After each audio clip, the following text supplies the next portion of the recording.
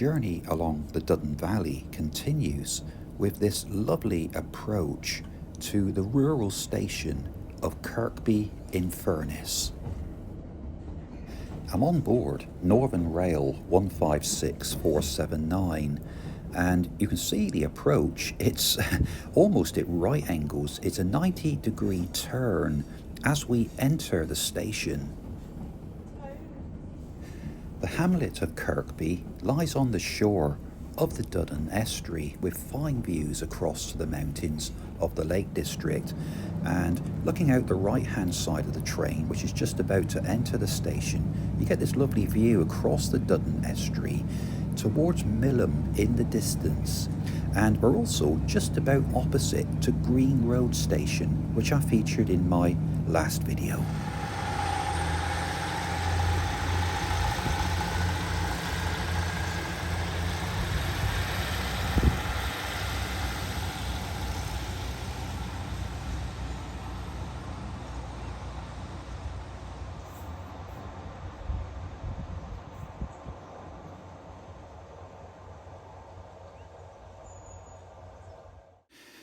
Following on from my visit in the last video to Green Road and Foxfield stations, Kirkby-in-Furness is another very pretty station on the Cumbrian Coast Railway.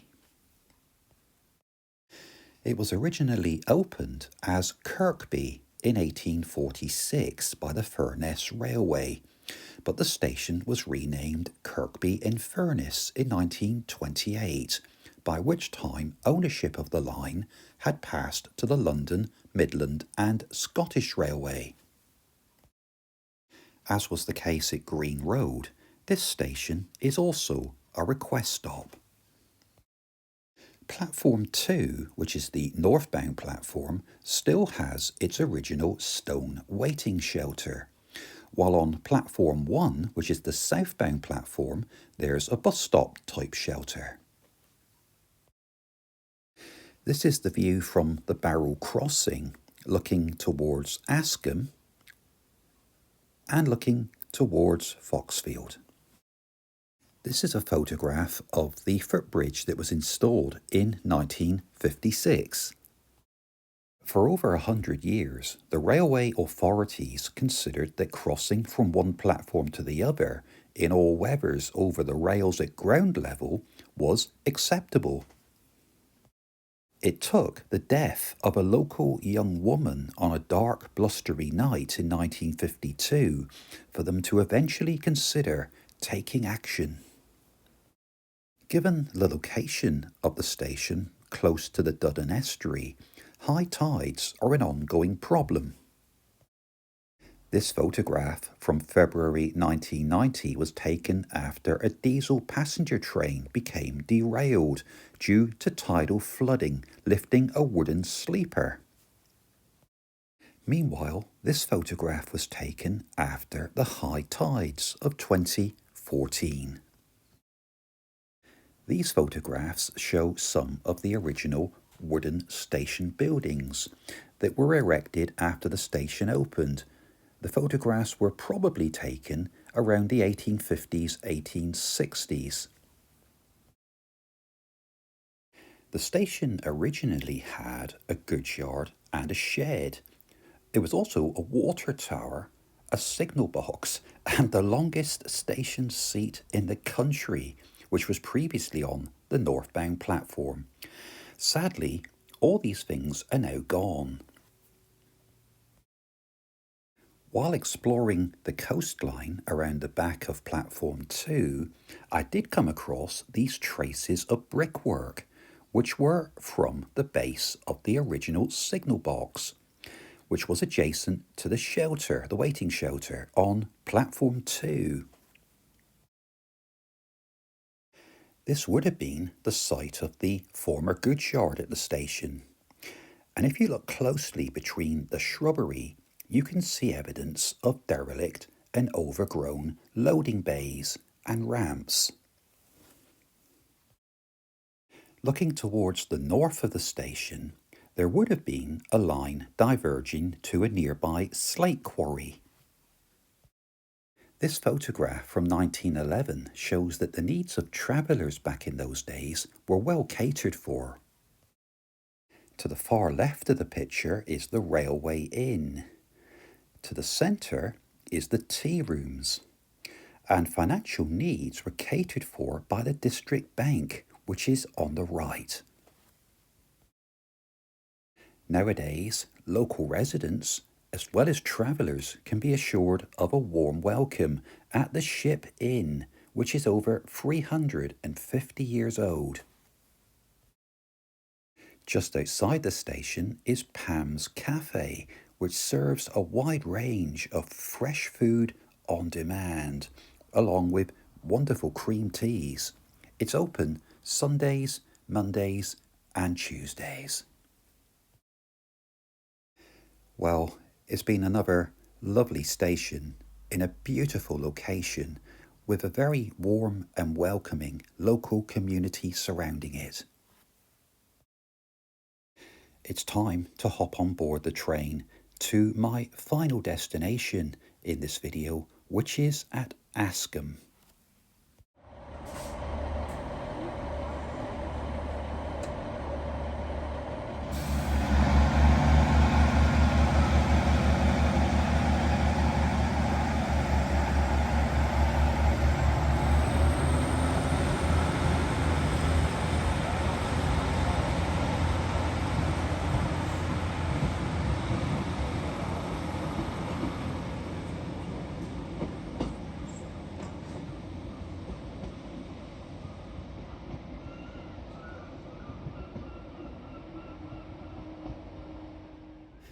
My final stop on this journey along the Duddon Estuary is at Askam, which is only 6 miles from Kirkby-in-Furness. There is much to admire about Askam Station. The architectural merits are another of Paley and Austin's little gems. Just look at the deep expanse of tiled roof on this building, which is an ingenious alternative to a cast iron canopy. There's an imaginative mix of timber and masonry embellishments, which also add further character to an already striking building. There was a very simple station on this site when the railway arrived at the town in 1846. But the station that you see today was opened in 1877 and is Grade 2 listed. The town of Askam is situated on the northern coast of the Furness Peninsula. There's long, sandy beaches, and it's a site of special scientific interest and is popular for a family day out. Askam was established in the middle of the 18th century following the discovery of the second largest quantity of iron ore in the country. Over 7 million tonnes was extracted when, by 1918, the supply of iron ore finally ran out, and by the 1930s, most of the industrial buildings had been demolished.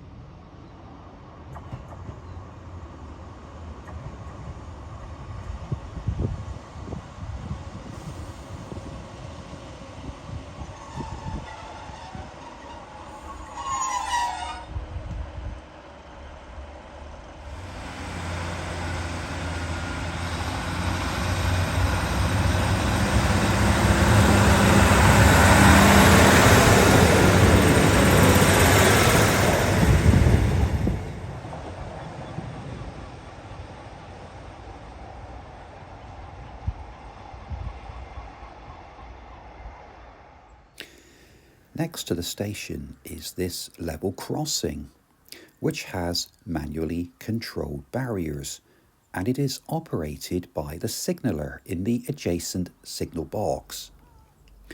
Let's take a look at the crossing in operation.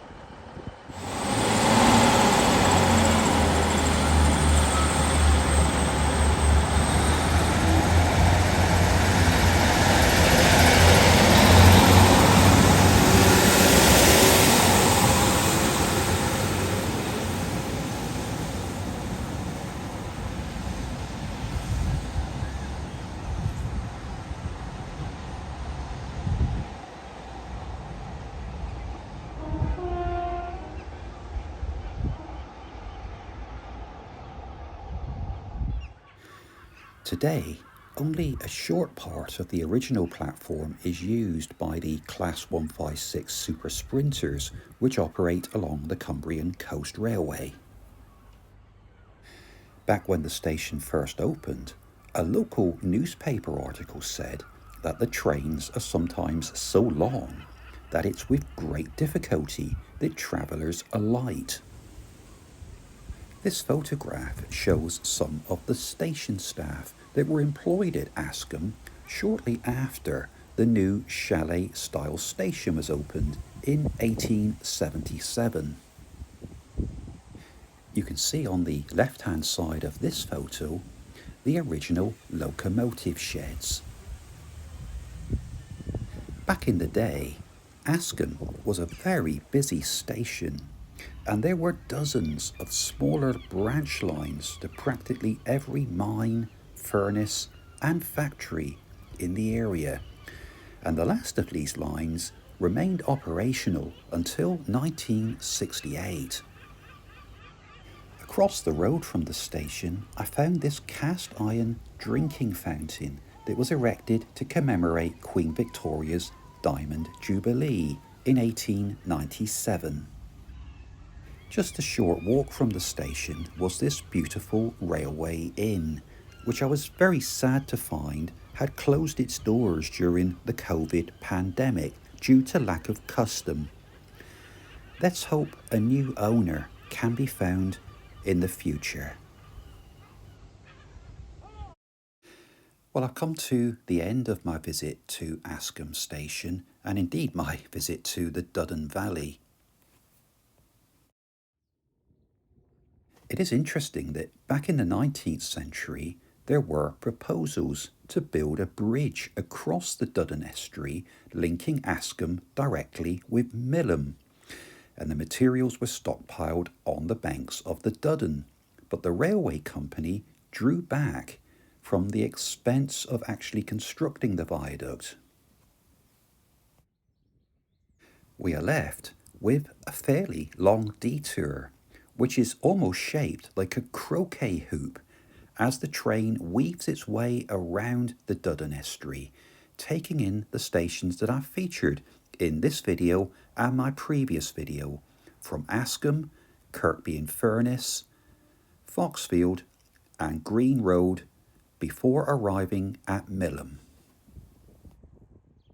Back in the mid-19th century, if the great railway engineer George Stephenson had got his way, this coastal route would have been the main line to Scotland, and the Cumbrian coastline would have been markedly different from what it is today.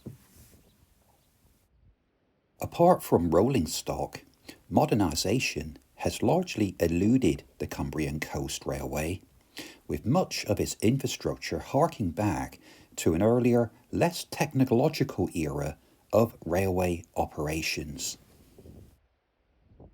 To anyone who's watched any of my videos from the Cumbrian Coast Railway, you'll know that I've been absolutely blown away by this line. So what do I really like about it? Well, of course there is the scenery, be it the coastline and indeed the Lake District fells that you see along the route, but it's also the mechanical signal boxes which still oversee block sections of line, and progress is guarded by traditional semaphore signalling. There are level crossings abound, with many still conventionally gated and operated by hand. For the men and the women who work along this route, there seems to be a common bond that links the drivers, the guards, the station staff, and the signallers. I know it's a job of work, but I really get the sense that there is a possessive pride in the service that the staff along this line provide. When I first started travelling along this line, it did occur to me how it could have survived the beaching cuts of the mid-1960s, but when I started to research the history of the line, I did find out that by 1965, around 80% of the line's use was by freight as opposed to passenger trains, and I guess this is what saved the line at that time.